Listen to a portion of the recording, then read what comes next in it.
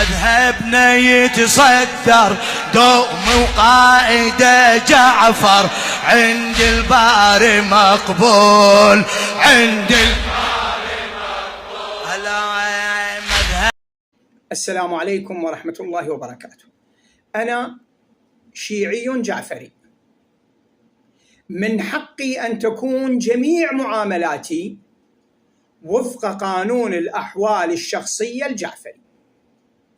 أريد قانون يبعث على الاطمئنان لمعاملاتي وتصرفاتي، لا قانون وضعي لا يمت لديني ومذهبي بشيء ويجعلني في دوامة التشكيك والبحث عن التصويب والتصحيح بعد صدور الحكم.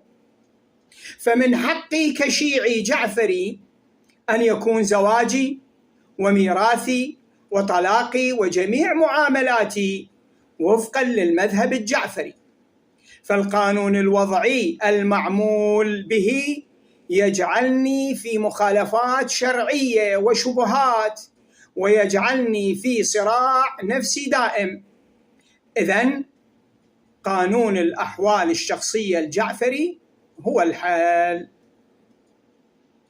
مذهبنا يتصدر دوم وقائده جعفر، عند الباري مقبول.